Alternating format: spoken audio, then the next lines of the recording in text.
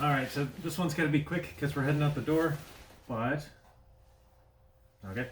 But we got a coffee from El Salvador, and yeah, I don't know anything about it yet, but I made two different versions. One from V60, one from the Clever. So Clever tends to be a bit smoother. Doesn't bring out the kind of more like the fruity, acidic flavors as much, but easier to drink, and that's more my wife's style. So let's taste the difference. Actually, she tasted both, and she likes hers better. And she didn't know that they're two different, or it's the same coffee, two different methods. She thought they were two different coffees. So she's like, well, I like mine better. There you go. All right.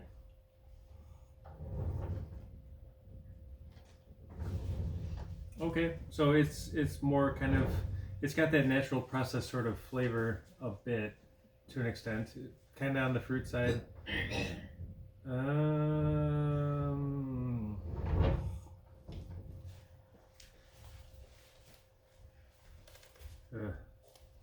Like, I don't know, it's tough, but I'm gonna say it's kind of got that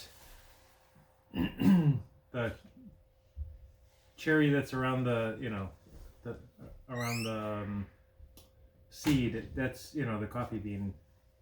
It's kind of got some of that flavor. So I'm gonna go with that for this one. Let's see here.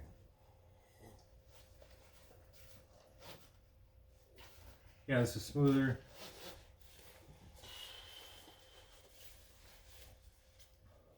Still fruit, but not quite as clear.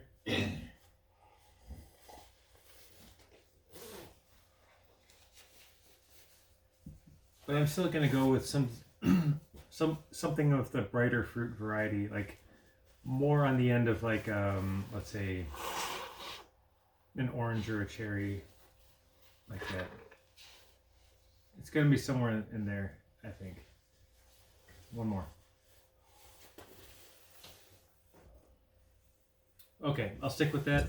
I don't really have time. Oh, let's see. Let me grab this and find out what we're dealing with here.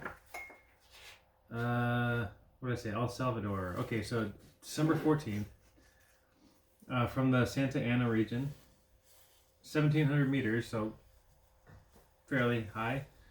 It says wash process, and the taste notes are hazelnut, caramel, dark chocolate. I don't get any of those, but anyway. And let's read a little bit about it. It says, Finca Santa Antonio is located on the hills overlooking the town of Salquatitan. Good Lord. I should read these ahead of time so I can start to get the pronunciation down. In the middle of the Apaneca, coffee grown region. This farm boasts a 150-year-long history dedicated to growing coffee, providing valuable forest conservation and habitat to a large number of indigenous animals and plants. Coffee cherries are carefully handpicked and wet mill processed on site to ensure excellent quality. Sounds nice.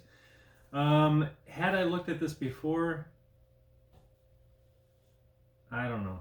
I might have done it a little bit differently. I might have brewed it a little bit differently. Maybe lower temperature, slightly lower temperature, maybe more of water, like higher water ratio, water to coffee ratio. Maybe a slightly coarser grind. Actually, I think I would have done a coarser grind. But anyway, maybe I'll give this one another try in a different way. I kind of like the idea of doing different brewing methods to see what comes out.